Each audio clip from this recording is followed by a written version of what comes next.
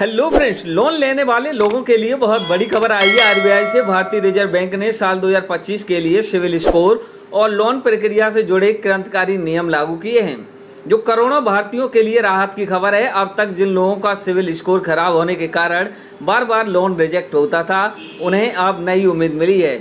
RBI के इन नए नियमों के तहत अब बैंक को लोन रिजेक्ट करने से पहले कई कारकों पर विचार करना होगा और बिना ठोस वजह के किसी लोन अस्वीकार नहीं किया जा सकता।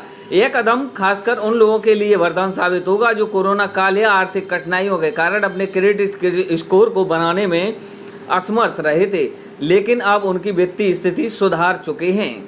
बता दें, आरबीआई के नए दिशा निर्देशों के अनुसार अब बैंक को केवल सिविल स्कोर के आधार पर लोन को रिजेक्ट करने की अनुमति नहीं है।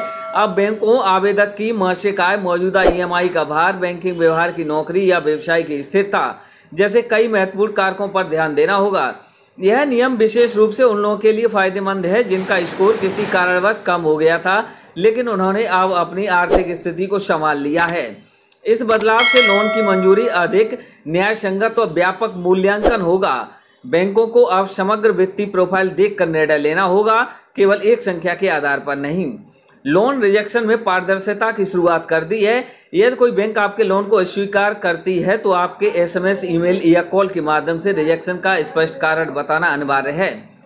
इतना ही नहीं, बैंकों को हर महीने सभी रिजेक्ट किए गए लोन की विस्तृत रिपोर्ट आरबीआई को भेजनी होगी। यह व्यवस्था इसलिए लाई गई है ताकि बैंक की मनमानी तरीके से लोगों को लोन देने या न देने का फैसला न कर सके। पहले जहां ग्राहकों को पता ही नहीं चलता था कि उनका लोन क्यों रिजेक्ट हुआ है, अब उन्हें सटीक कारण मिलेगा जिससे वे भविष्य में अपनी कमियों को सुधार सकेंगे। यह पारदर्शिता लोन की प्रक्रिया को अधिक निष्पक्ष और ग्राहक केंद्रित बनाएगी। इस पर आपकी किसी प्रकार की कोई राय है या फिर सवाल है, कमेंट बॉक्स में दर्ज करें। मिस्टर कुंदा यूट्यूब चैनल से ऐसी खबरों के लिए जुड़े रहें, सब्सक्राइब अवश्य करें। Thanks for watching this video.